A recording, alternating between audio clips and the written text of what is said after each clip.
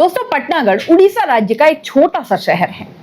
यहाँ 26 वर्षीय शेखर साहू एक इलेक्ट्रॉनिक कंपनी में काम कर रहे थे।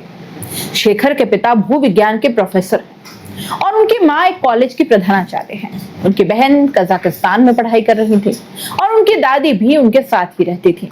यानी एक तरीके से उन 5 लोगों का परिवार खुशी खुशी बहुत प्यार से साथ रहता था, एक जॉइंट फैमिली के रूप में। दरअसल 18 फरवरी 2018 को उनका परिवार 6 सदस्यों का परिवार बन गया था। आप सोचेंगे ऐसा कैसे? क्योंकि हुआ यह था कि उस दिन शेखर ने रीमा नाम की लड़की से शादी कर ली थी, बुजुर्गों के आशीर्वाद से। शादी अच्छे से संपन्न हो गई। शादी के बाद रीमा ने बहुत सारे सपनों के साथ अपने नए घर में प्रवेश किया। अब 23 फरवरी 2018 को शेखर की बहन, जो कजाकिस्तान से शादी में शामिल होने के लिए आई थी, कजाकिस्तान लौटने वाली थी और उसे एयरपोर्ट तक छोड़ने के लिए उसके पिता रविंद्र कुमार उसके साथ गए, क्योंकि शेखर की मां प्रधानाचार्य थी और वो लंबी छुट्टी नहीं ले सकती थी। इसलिए उन्होंने उसी दिन अपनी ड्यूटी ज्वाइन कर ली थी। उस दिन नए नवेले दुल्हा दुल्हन शेखर और रीमा उनकी दादी घर पर ही थे। अब समय लगभग हो रहा था कुछ 12:45 का, जब रीमा रसोई में खाना बना रही थी। अचानक दरवाजे पर बेल बजती है। शेखर ने दरवाजा खोला तो देखा कि वहां एक कुरियर डिलीवरी बॉय खड़ा था। उसके हाथ में एक बड़ा सा पैकेट था। उसने कहा कि एक पैकेट शेखर के नाम पर आया है। शेखर ने बड़ी ही अचरज से साइन करके वो पैकेट ले लिया और रसोई में आ गया। रीमा, जो पहले से ही रसोई में काम कर रही थी, उसने काम करते हुए पूछा कि ये पैकेट क्या है।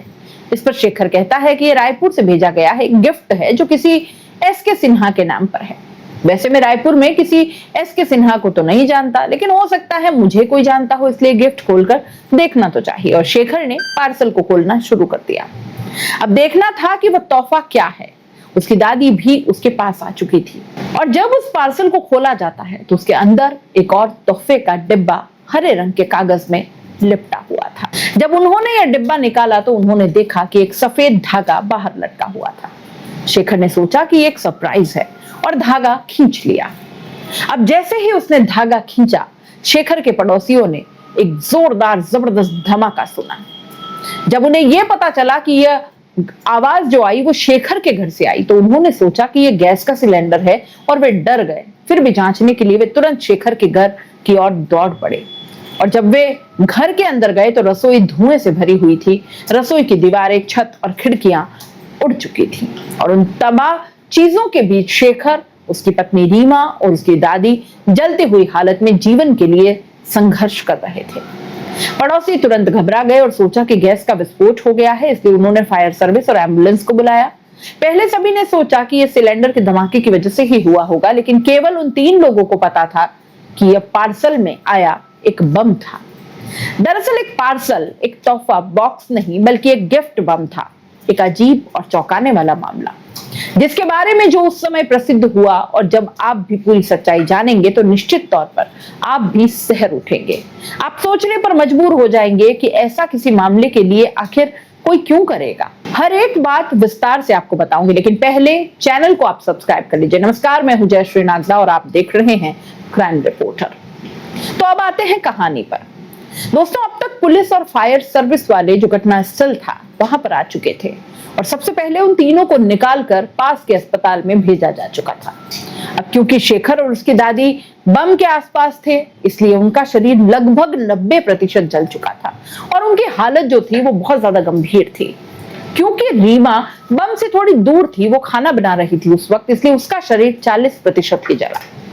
जब उनको पास के अस्पताल में ले जाया गया तो देखते ही डॉक्टरों ने शेखर की दादी को मृत घोषित कर दिया। और क्योंकि उस अस्पताल में बर्निंग की कोई सुविधाएं नहीं थी, कोई बर्न वार्ड अलग से नहीं था, इसलिए शेखर और रीमा को दूसरे अस्पताल में ट्रांसफर कर दिया गया और कुछ ही मिनटों में इलाज के दौरान शेखर की भी मृत्यु हो गई। इसमें रीमा की हालत जो थी वो स्थिर बनी हुई थी और सब लोग दुआ कर रहे थे कि कम से कम वो तो बच जाए। इधर अब पुलिस जो घटना स्थल पर आई थी, अपनी प्रारंभिक जांच में उन्होंने पाया कि यह घटना गैस सिलेंडर के विस्फोट के कारण नहीं थी, बल्कि उन्हें कुछ और ही लग रहा था। इसलिए उन्होंने बम स्क्वाड को घटना स्थल पर बुलाया और अगले ही पल जब बम स्क्वाड ने रसोई में प्रवेश किया तो उन्होंने पुष्टि की कि यह बम विस्फोट था, क्योंकि उन्होंने रसोई से एक तीव्र बारूद की गंध महसूस की थी। अब पुलिस को यकीन हो गया था कि यह बम विस्फोट है, लेकिन उन्हें यह नहीं पता कि बम वहां कैसे और क्यों आया। और जो इसका सच जानते थे, यानी उन 3 में से जो सच जानते थे, उनमें से 2 की मौत हो चुकी थी और रीमा भी बात करने की स्थिति में नहीं थी। इससे पुलिस रीमा की हालत के बेहतर होने का इंतजार करने लगी, क्योंकि पुलिस के पास इससे ज्यादा आसान कोई दूसरा रास्ता था भी नहीं। और एक सप्ताह बाद यानी 3 मार्च 2018 को रीमा की हालत सुधरने के बाद उससे बयान लिया जाता है। उसने सिलसिलेवार सारी घटना पुलिस को बताई और जब पुलिस ने जांच की तो पता चला कि parcel sky king courier service से आया था। इसलिए बिना समय गंवाए पुलिस उस कुरियर ऑफिस पर आ गई जहां से वो पार्सल डिलीवर किया गया था और उस व्यक्ति के विवरण की जांच की जिसने पार्सल भेजा था।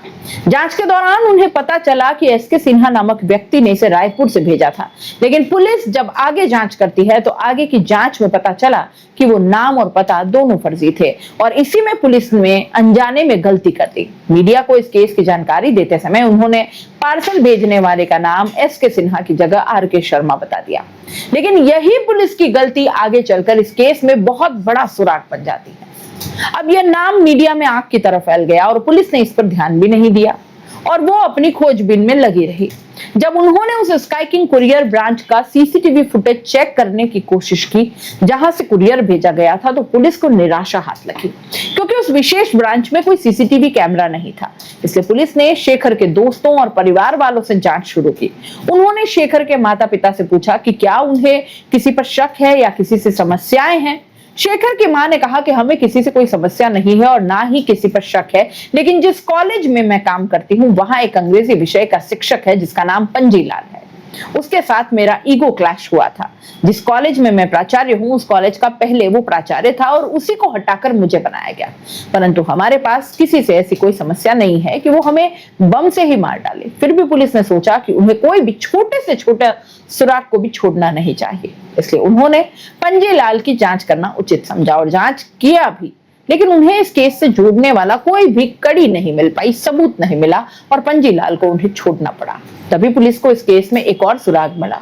दरअसल वो सुराग ये था कि इस घटना के कुछ महीनों पहले शेखर को एक कॉल आई थी और एक अनजान व्यक्ति ने कहा था कि तुम्हें रीमा से शादी नहीं करनी चाहिए और अगर तुमने की तो तुम्हें बहुत सारे परिणामों का सामना करना पड़ेगा। इस तरह उसने धमकी दी और फोन काट दिया। बिना कुछ सोचे समझे शेखर ने यह बात रीमा को बता दी थी, लेकिन उस समय रीमा को भी यह पता नहीं चल पाया कि यह कॉल आखिर किसने की थी।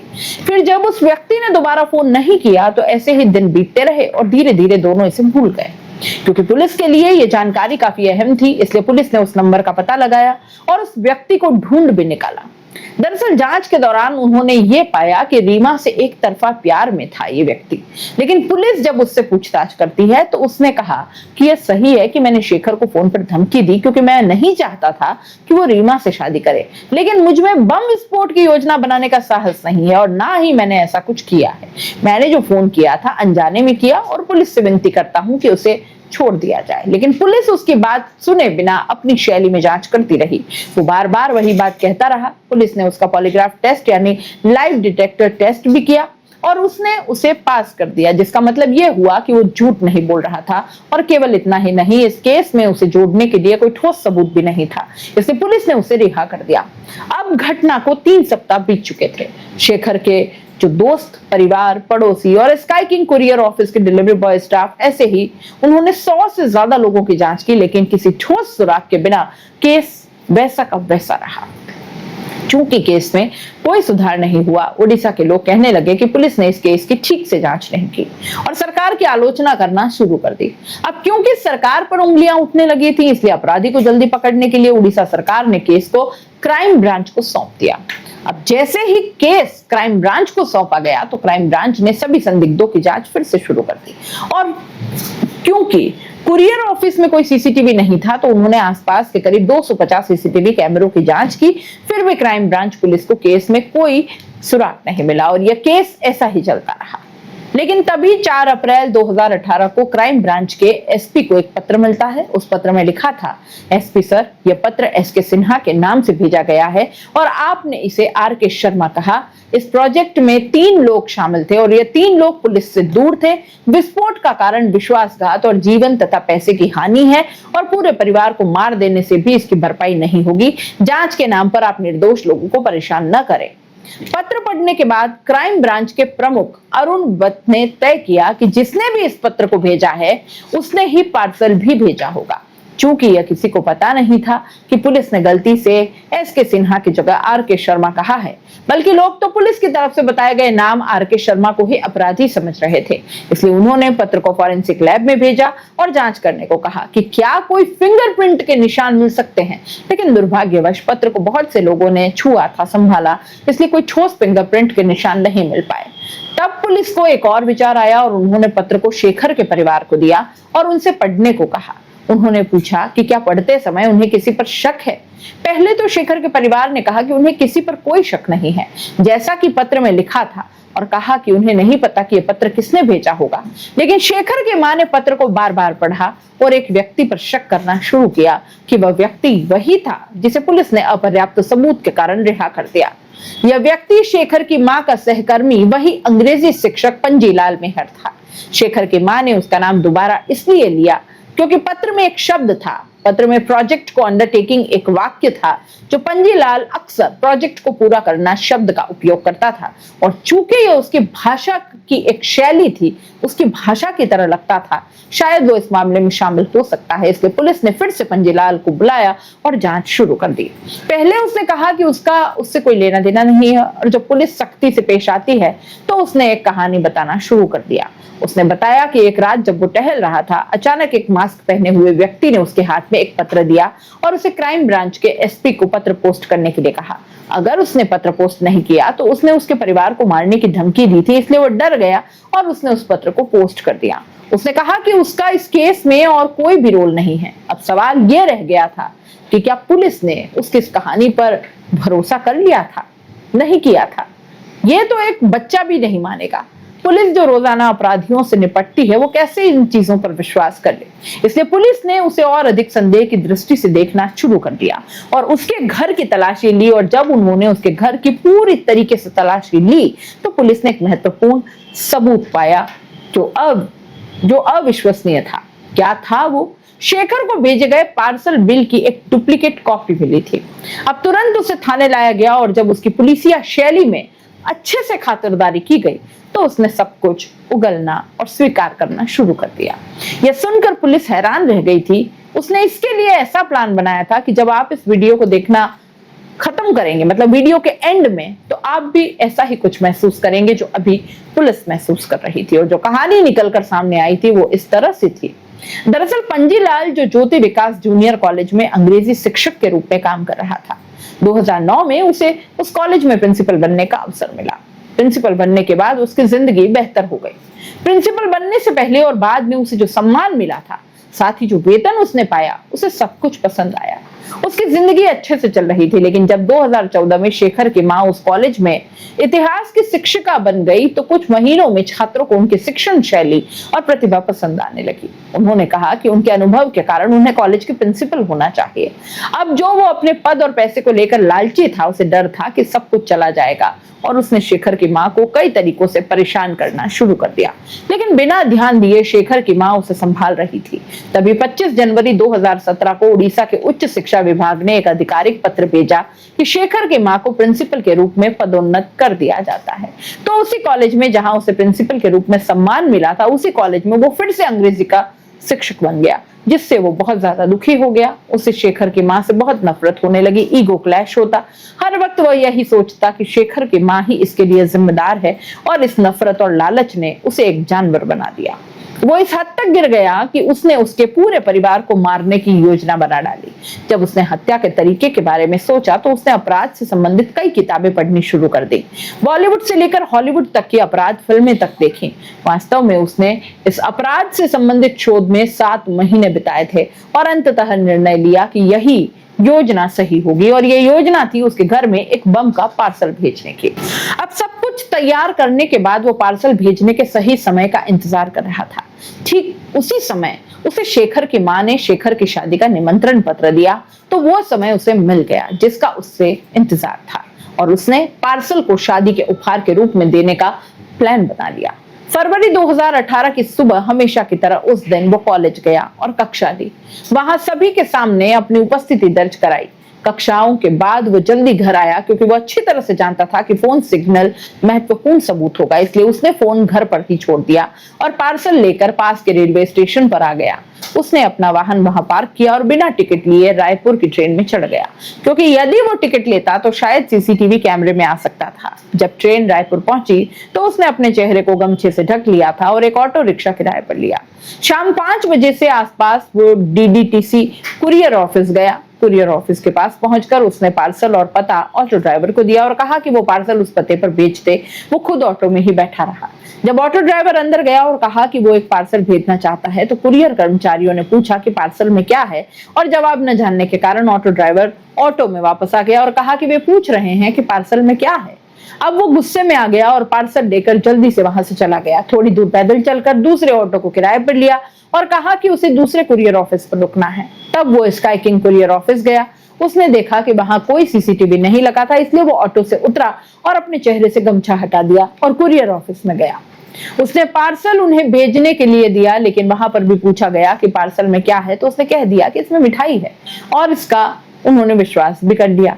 इसे उसके फर्जी एसके सिन्हा नाम से बुक कर दिया और शेखर के घर भेज भी दिया गया। पार्सल भेजने के बाद जल्दी से अगले ट्रेन से घर आया और उसके लिए अगला दिन एकदम नॉर्मल था, जैसे कुछ हुआ ही नहीं था। वो कॉलेज जाने लगा। दूसरों को शक न हो इसलिए उसने शेखर की शादी में जाकर उन्हें 100 साल जीने की शुभकामनाएं भी दी। अब पार्सल 20 फरवरी को शेखर के घर पहुंचा, लेकिन उस दिन उनका रिसेप्शन था और कोई भी घर पर नहीं था, इसलिए पार्सल लौट आया। फिर 3 दिन बाद 23 फरवरी 2018 को पार्सल डिलीवर कर दिया गया और वही घटनाएं हुई जो मैंने आपको इस वीडियो के शुरुआत में बताई थी। इसके बाद उसने शेखर के अंतिम संस्कार में भी भाग लिया और एक अच्छे आदमी की तरह अभिनय आराम से कर पा रहा था और सबको बड़े मजे से इसने धोखा दिया। इस तरह उसने अपने अपराध को स्वीकार किया। उसके खिलाफ काफी सबूत भी थे, जिसमें वो कुरियर बिल की प्रति जो शेखर के घर भेजी गई थी और एसपी को भेजी गई चिट्ठी थी।